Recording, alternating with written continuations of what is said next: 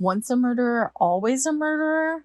In November of 2017 in Baxter County, Arkansas, Kirsty Headley, who was 38 years old at the time, filed a petition for an order of protection against her husband, Rick Headley. In that petition, Kirsty said that she was trying to separate from Rick, but he would refuse to leave the home. He was becoming more obsessed and controlling in their marriage.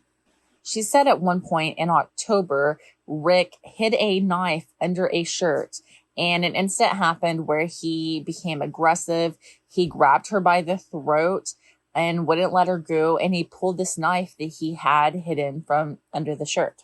In another incident, he took her phone away and wouldn't give it back to her for 2 days. Now, she filed that order of protection in November, but in December, she filed a request to dismiss that order of protection. Now, we have no idea what happened that caused her to dismiss that order of protection, but a few weeks later, at the beginning of January 2018, Kirsty filed another petition for an order of protection against Rick. On this order of protection, she said that Rick breaks into her house when she's at work. At some point in November 2017, he stabbed her in the hip with a knife, and he prevents her from calling the police when these things happen. She also said that he had started sending her threatening text messages.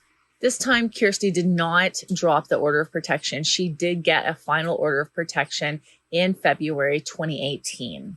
Less than a month later, March 13th, 2018, at around 10 p.m. at night, the Mountain Home Police Department received a call that changed everything for the Headley family.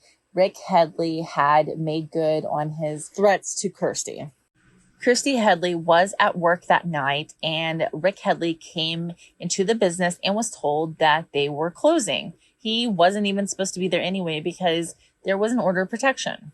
One of the other employees tried to walk past him to get out the door, and he grabbed that employee by the shirt and wouldn't let them leave. Rick got Kirsty and dragged her outside. He had Kirsty dragging her in one hand and a knife in the other. Employees stood in the store watching helplessly as Rick Headley stabbed Kirsty outside in front of the store several times. After the stabbing, Kirsty walked back into the store. She was holding her chest and she was covered in blood. An ambulance was called. Kirsty was taken to the hospital. Unfortunately, Kirsty Headley did not make it. Rick Headley, who had disappeared by the time police got to the scene, was found a few hours later. He was arrested and charged with the murder of his wife. Rick Headley was charged with capital murder, first-degree false imprisonment, terroristic threatening, third-degree aggravated assault, violating an order of protection, and criminal trespassing. In August of 2019, Rick Headley pled guilty to the capital murder charge and was sentenced to life in prison without the possibility of parole. People in the state of Arkansas probably thought that that was the last they would hear from Rick Headley, but that wasn't the case. It seems that recently the murder of Kirsty Headley has intersected with an unsolved murder from the 90s. So let's talk about Sabrina Underwood. In 1991, Sabrina Underwood was 19 years old. It seems like Sabrina could have probably been described as one of those people like dynamite comes in a small package. She was 5'3", she weighed around 100 pounds. Sabrina was from Huntsville, Arkansas. Sabrina Underwood was a mother. And on January 20th, 1991, Sabrina Underwood was heading to Calico Rock. The week before, Sabrina Underwood had hitchhiked to Calico Rock, and she planned to do that again. So on January 20th, Sabrina's mother dropped her off at the intersection of Highway 412 and Highway 62 in Boone County near Bear Creek. That was the last time anyone in Sabrina's family ever saw her. Now, if you're not familiar, Calico Rock is actually a prison, and that's where Sabrina was heading to. She was heading to the North Central Unit. Now, I don't know what Sabrina was doing there. I think that she was visiting someone. It's a men's unit, so it would have been a man, but I don't know who or the reason why. And really, it doesn't even matter because Sabrina never made it to Calico Rock. Eventually, a missing persons report was filed, but it wasn't until April 8th of 1991 that the Underwood family did finally get some answers. That April, a hunter in Fulton County was out in some woods near a cemetery when he found some clothing and other items that he thought was suspicious. Now, this bundle of items, it was by the Gum Springs Cemetery, which is pretty close to Salem. After a search, police found human remains. They found hair, a pair of panties, bones, and an earring stud. The remains were eventually identified as belonging to Sabrina Underwood. Sabrina was identified through the clothes that she was wearing when her mother last saw her. But there was more than even that. See, the remains showed the hips of a woman who gave birth at a younger age. And Sabrina Underwood gave birth to her son when she was 14 or 15 years old. It was more difficult for them to make an identification on these remains because the remains were actually decapitated. It doesn't seem like the police ever had any really solid leads in this case until July of 2022. At that time, the Madison County Sheriff's Office received a tip from an attorney that said they had a client that had information about the case. That person was interviewed, and that person said that he was actually in prison with another man who actually wrote a confession letter to the murder of Sabrina Underwood.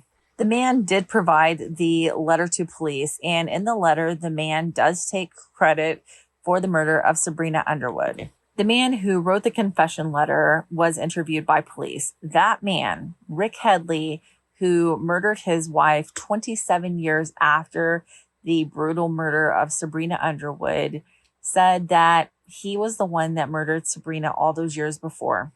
Rick Headley said that he was just getting back from Huntsville, Arkansas, after he took his uncle home when he stopped at a gas station. Now, he wasn't quite sure of the year, but he said it was 1990 or 1991.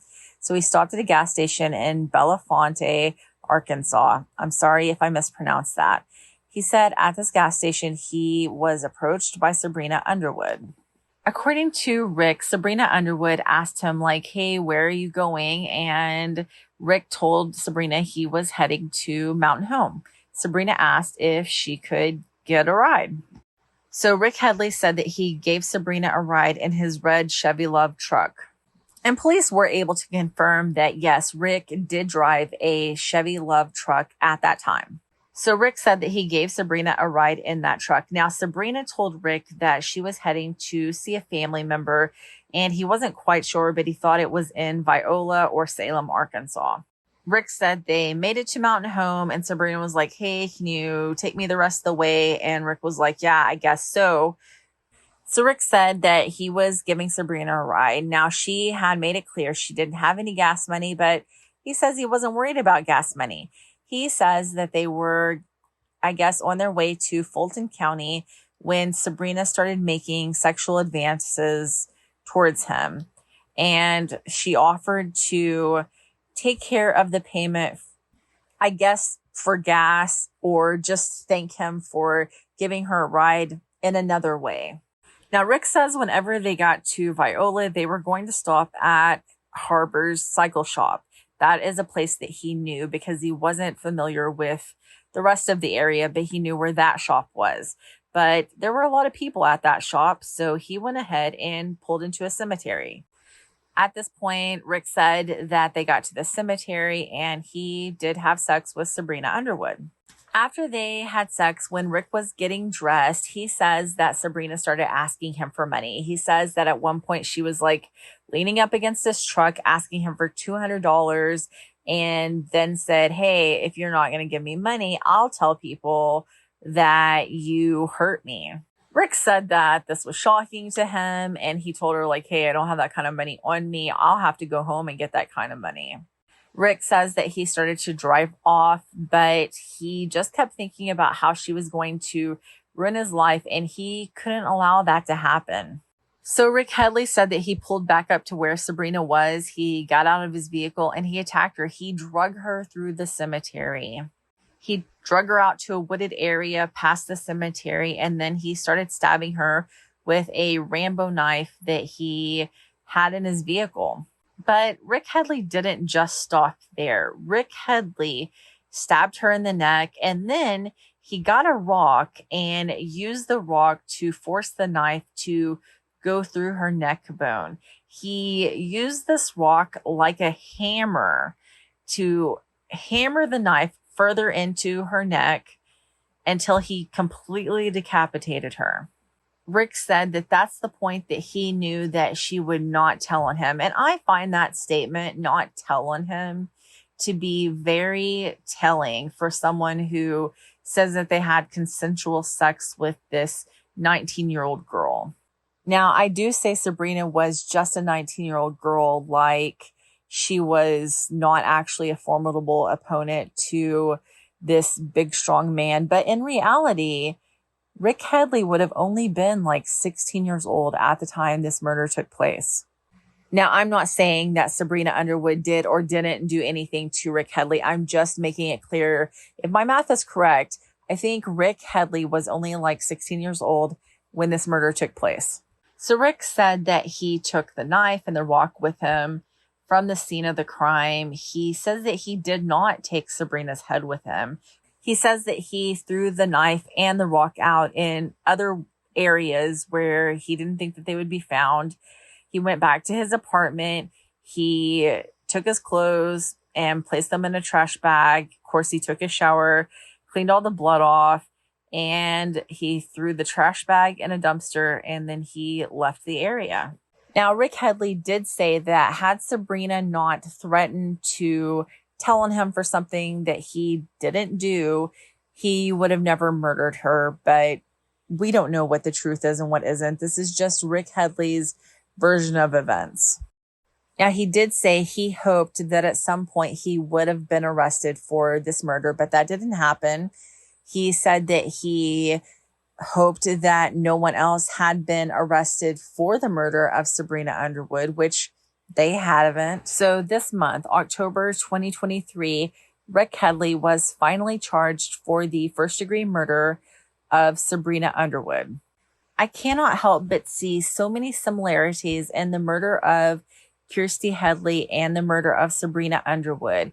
He dragged Kirsty out of her place of business, the Dollar General, and stabbed her to death in front of her coworkers. He dragged Sabrina Underwood through a cemetery out to a wooded area so that he could stab her to death.